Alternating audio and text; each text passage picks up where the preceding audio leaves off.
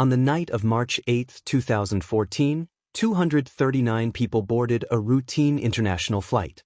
Some were students heading home. Some were parents returning to their families. Some were beginning new journeys. For every passenger on board, it was just another ordinary flight, or so they thought. No one could have imagined that within a few hours, this aircraft would vanish, without a distress call, without an explosion, and without a trace, becoming the greatest aviation mystery in modern history. This was disappearance of Malaysia Airlines Flight 370.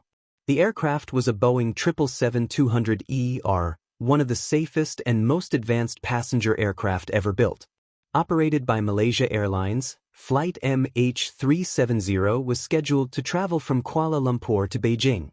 It should have been a simple overnight flight lasting just under 6 hours. At exactly 12:41 a.m., the aircraft lifted off smoothly from Kuala Lumpur International Airport. Everything appeared normal.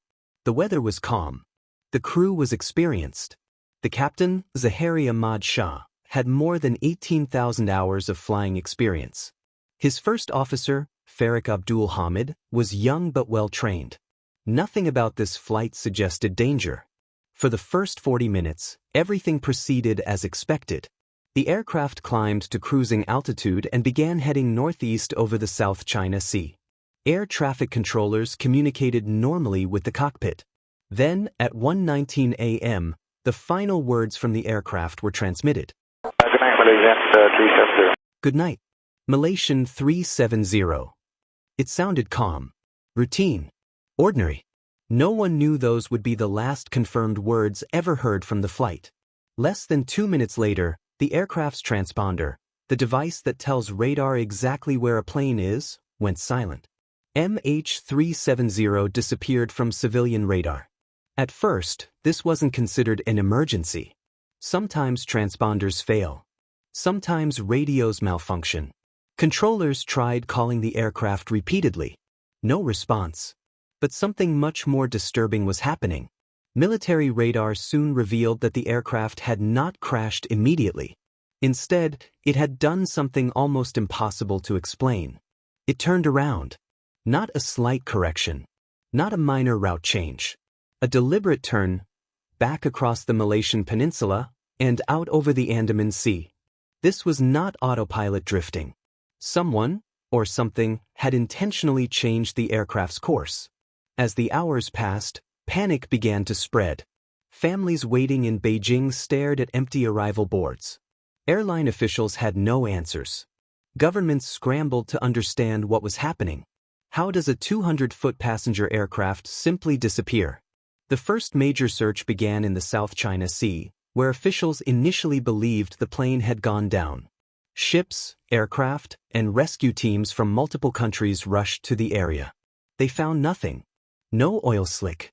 No floating debris. No wreckage. It was as if the plane had vanished into thin air. Then came the shocking military radar data. Investigators realized they had been searching in the wrong ocean. MH370 had turned west. The search area expanded massively. But even that wasn't enough. Days later, engineers at Inmarsat made a groundbreaking discovery. Although the plane's transponder was off, it had continued sending tiny automated handshakes to a satellite, simple electronic pings, like a phone quietly saying, "I'm still here." Those pings changed everything. By analyzing them, experts estimated that MH370 had continued flying for nearly 7 more hours after disappearing from radar. 7 hours. Think about that. A massive commercial airliner, carrying 239 souls, flying through the darkness, completely alone, unseen by the world. The satellite data narrowed the possible routes to 2 giant arcs, one north, one south. The northern route crossed heavily populated areas. It would have been detected. The southern route led into one of the most remote and hostile places on Earth. The southern Indian Ocean. A cold, endless wilderness of water. If the plane went there, finding it would be like searching for a needle in an ocean. And so began one of the largest and most expensive searches in aviation history. Ships scanned the seabed. Aircraft swept the skies. Autonomous underwater vehicles combed the ocean floor. Millions of square kilometers were searched. Months turned into years. Still nothing. As the world waited, theories began to emerge.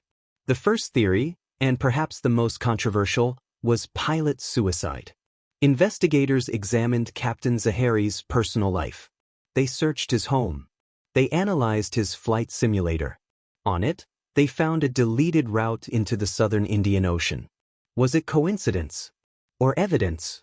Supporters of this theory believe the captain deliberately disabled communications, turned the aircraft around, and flew it until fuel exhaustion, ending in a controlled crash far from detection. But there was no suicide note. No direct proof. Only suspicion.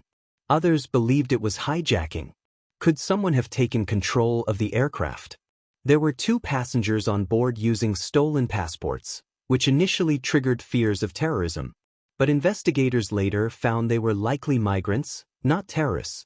No group ever claimed responsibility. No demands were made. And if it was hijacking, why disappear completely? Then there was the theory of catastrophic technical failure. Could a fire or decompression event have incapacitated everyone on board, leaving the plane on autopilot? This is called a ghost flight. It has happened before. An unconscious crew. An aircraft flying until fuel runs out. But this theory struggles to explain the intentional turnback. Why would the plane reverse course so precisely? Some theories became more extreme. Military shootdown. Secret landing. Alien abduction. Most experts dismiss these ideas, but the lack of evidence leaves the door open to endless speculation. Then, in July 2015, more than a year after the disappearance, the first major breakthrough happened. A piece of aircraft debris washed ashore on Réunion. It was identified as a flaperon from a Boeing 777. It belonged to MH370. Finally, proof. The aircraft had indeed crashed into the Indian Ocean. More debris followed, found on beaches in Mozambique, South Africa, and Tanzania. But these fragments only deepened the mystery. If the plane had crashed, where was the main wreckage? Where were the black boxes? Those 2 devices, the flight data recorder and cockpit voice recorder, hold the answers. Yet they have never been found. In 2017, after years of searching and nearly 160,000 square kilometers scanned, the official underwater search was suspended. The plane was still missing. For the families, the pain never ended. Imagine not knowing. No grave. No goodbye. No final truth.